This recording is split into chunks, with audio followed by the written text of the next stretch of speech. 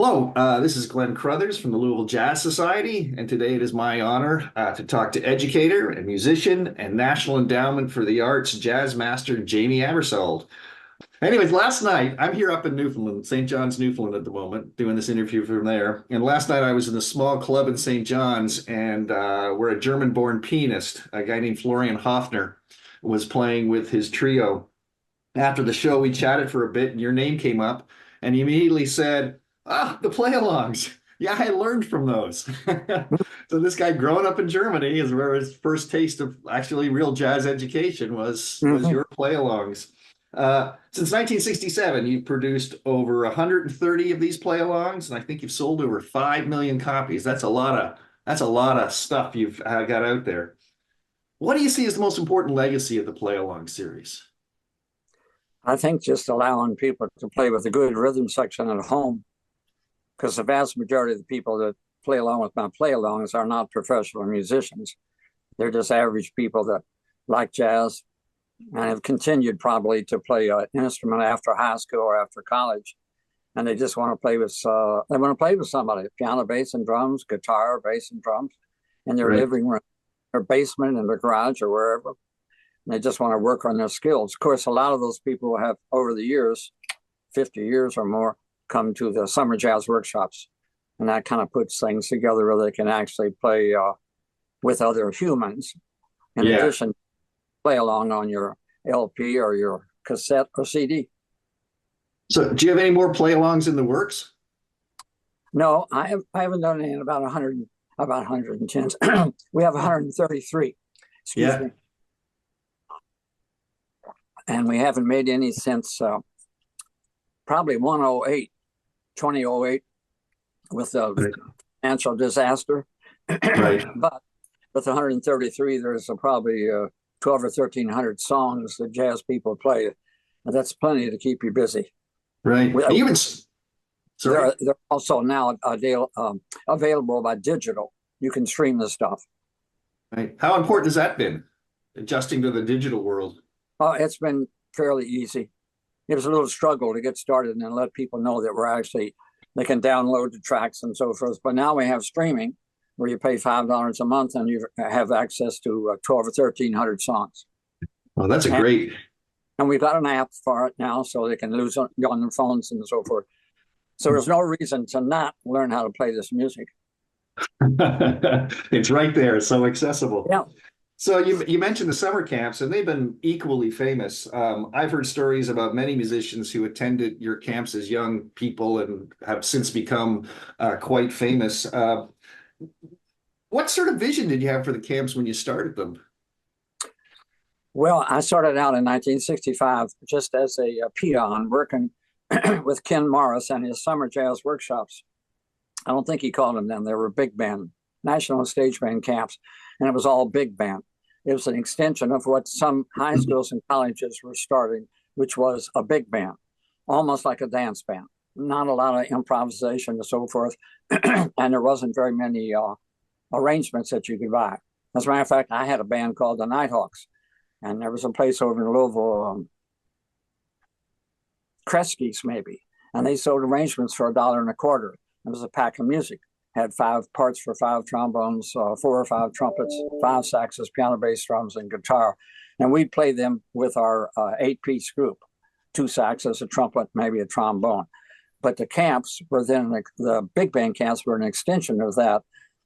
It was an opportunity for people to play in a big band with other people in a summer camp environment and have master classes and learn more about your instrument and so forth. But they didn't have any classes on improvisation, teaching you how to solo. So I teamed up with him in 1965. 1965, he asked me, Ken Morris, to join. And I did saxophone sectionals in the morning. I worked with 5 saxes, 2 hours, and then in the afternoon I'd work. And then finally, I suggested that after dinner and before the evening concert, could I play some records for these people, usually always teenagers. Adults weren't really coming to the camps then. And that flipped over the years. It got to the point where it was about 50-50, teenagers and adults. So I started playing records and introducing them to other people like Sonny Rollins and Miles Davis and even Ornette Coleman and Albert Ayler playing the free music and so forth. And it's interesting because one particular faculty member did not like me exposing them to music that wasn't traditional jazz. And he let me know it too. And we were friends, but boy, it got tense there for some years.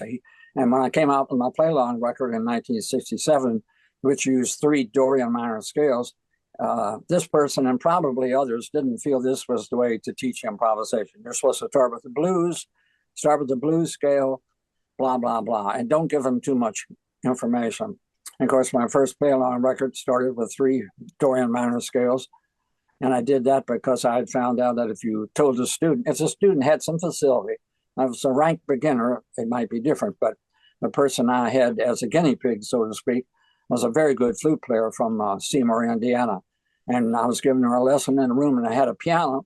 And this was probably about 1959 or 60. And I asked her to just play on a D minor scale. She played it up and down a couple of octaves. And I said, now, why don't you just play whatever comes to your mind? I didn't even use the word jazz or improvisation back then. We didn't, you either played or you didn't play. So she played on that one scale while I played the piano and walked the bass line. And I could tell after she played 6 or 7 or 8 seconds, I could tell that what she was playing was exactly what she heard in her mind right before that. And she had the facility to play it. So they got me thinking. Then we tried another scale. We went up to D flat, Dorian minor, and played that. And she did equally well there. So it dawned on me at that point that in order to be a jazzer or to improvise, you don't have to drink coffee, be grumpy, and have a big stack of records. You just have to have a little direction. And that's what got me started. And then I had not planned any more play-alongs. But that became so popular that we did number 2 about 3 or 4 years later. And that was the blues. And I figured, well, that'll be it, no more. And then I think Dan Hurley, the piano player that just recently died, he said, Jamey, why don't we do some 2-5-1s? I said, Dan, nobody knows what a 2-5-1 is. He said, well, if we do it, they will. So we put that out. And then we put out volume 4, which it was really hard tunes, really fast tempos, intricate chord progressions, so forth. And that was to be the end of it. Then I realized that was not the end of it, but people wanted more, but they wanted simpler tunes. So we put out volume 5 called Time to Play Music, simple tunes. And then the next one, of course, was the one that really took off, and that was Charlie Parker. Right, and then Miles Davis, Sonny Rollins, Woody Shaw, Dave Baker, just it took off. People really enjoyed putting their LP on back then, and dropping it on the track they want, opening to the right part of the book and play. Hang on a sec here. Yeah. So it sounds, were you integrating the play-alongs into the camps as you were going along? Yeah. We were out in California doing a summer jazz workshop. At this point, they were combo camps. We're up into the 70s now. And I talked Ken Morris, who ran the big band camps, and originally back in 65 asked me to join. By then, I talked to him about starting a jazz camp where people were taught to improvise. They were reading music, but then they're taking solos. And on Friday, at the end of the week, everybody got to take a solo. The drummers, the 4th trombone player, who now is not a 4th trombone, he's playing in a combo with saxes, flutes, clarinets, and a piano, bass, and drums. So we did that, and that became so popular that he canceled the big band camps. He just stopped them and started doing combo camps. And 1 year, and then he died in I'd say about 91. So he was actually running combo camps for almost 20 years. And then I was doing some things by myself, not under his auspices. And I think he died about 91 or 2. And then me and my wife took over the book work. And then the camps grew and grew, and hundreds of people coming to learn how to solo, not just read notes on a page. Right. Are there any moments from the camps that sort of, now looking back at them, that stand out, that this was like, this is working, this is a great moment? Any kind of momentous that really stands out for you? Well, for me, the standout moments were when we had famous people like Woody Shaw and Joe Henderson, Slade Hampton, and Tom Harrell, and many other people come and run a combo. And for some of them, running a combo was it wasn't their cup of tea. They did not feel comfortable not criticizing, but critiquing younger students. So I had to actually not use a couple of people because I didn't feel they felt comfortable educating. They were good on the stage at night playing. Right. Maybe doing a master class on trumpet or trombone, whatever their instrument was. But in order to work with a piano, bass, drums, and possibly a guitar, and then 3 or 4 instruments, it wasn't their cup of tea. I think some of them probably hadn't thought about transpositions and so forth. But the core people of the camp, they started getting it together, and they understood what I wanted, which was I would like everybody to, on Friday, play a decent solo where the melodies come from their mind and they have a good idea what they need to go practice on for the next year. Right. It sounds like the camps really evolved over time from the big band origins to something very different by their, when they reach their climax. Yeah. Well, I think in our first combo camp over at Champaign, University of Illinois at Champaign, I think that's where we were. We did a week of big band camps. And then the next week was the first combo camp under the auspices of the National Stage Band Camp or whatever it was called. And we had, I'm pretty sure we had at that one, we had Bill Evans, the saxophone player that ended up playing with Miles Davis and still plays. Right. Then we had Pat Metheny. Then we had Lyle Mays on the piano. And then we had the bass player from Chicago, and he's still playing. I can't think of his name. But they formed the Pat Metheny Quartet from the week of the camp. And I can remember giving Bill Evans a lesson on the last day of camp. And we were playing just a simple tune, and I said, Bill, you got to get your scales together. You're just playing by ear, and this you're not keeping your place. And he did, along with other people. So that branched on. A lot of people famous people have come through our camps. I bet there's a list of at least 20, maybe 30 people who have been famous in jazz that came through our camp at some stage, 1 week or maybe 2 or 3 weeks. It'd be great to pull a list like that together and figure out all the people who were influenced by what was going on at your camps and by the play-alongs and stuff. Well, the LJS is celebrating your 85th birthday on Sunday, July 21st. So what do you see as your legacy as a jazz educator? What do you think, when 20 years from now, when people think back about Jamey Aebersold, what are they going to say about what he contributed to the genre, to the music? Well, I hope it would be information. Have you seen this? Yes, I have. Okay, this goes all over the world. It's a download on our site, jazzbooks.com. I'm reprinting it right now. So, as of today, the printer will probably start working on it. And we're going to do 10,000. Now, the last time was right before COVID, and I did 29,000 of the books. So in the last, 4 or 5 years, we've given out. They're free. But this, and when they come to the jazz camp, things in here are explained and the people actually play it. So my point is we give out information. That's what I've always done. Give out stuff as much as I can free, but it's no good if it's just knowledge. Like Einstein said, what did he say?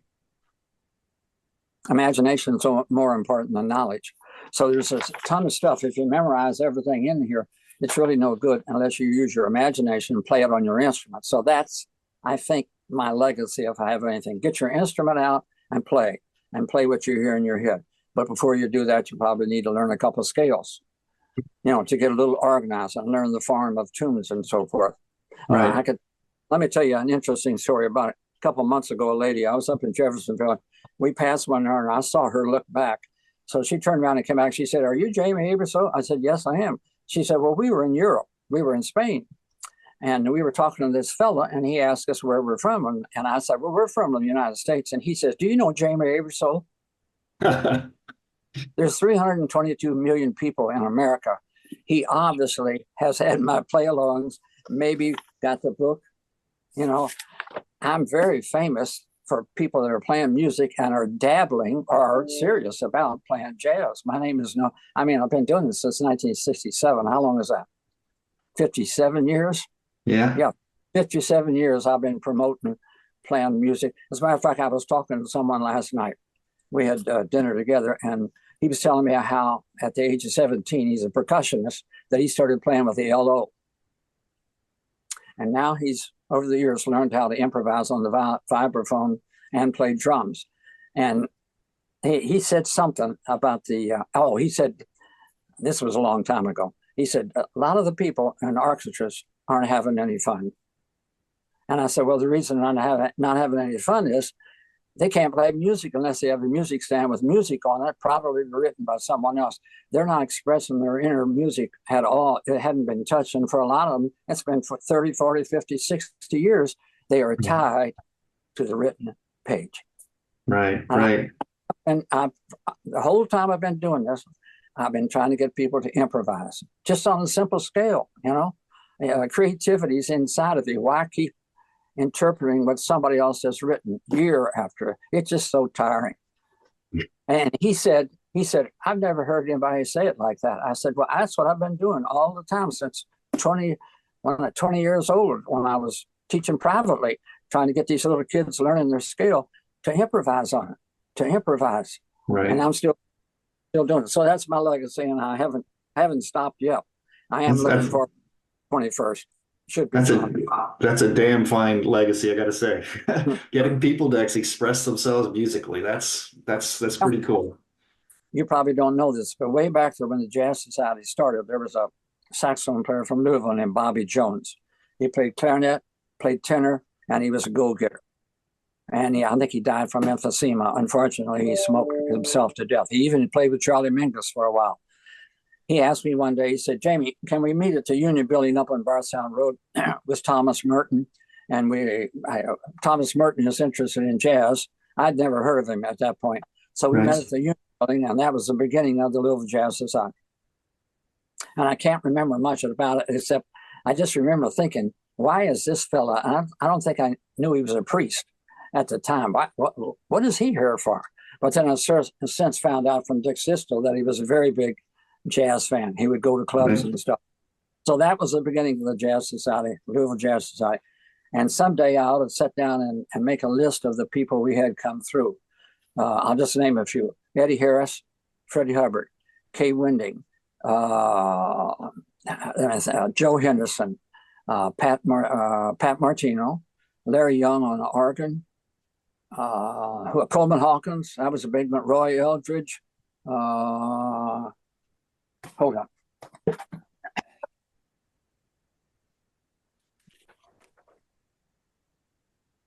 Look at that. And it was called the Jazz Council back then.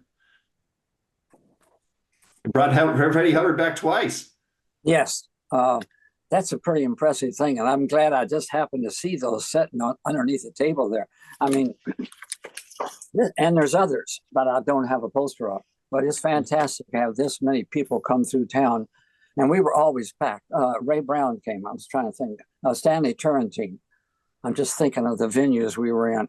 But jazz has always been, we moved down to the Actors. We were at the top of Stouffer's Lounge. And then we moved to Actors Theater.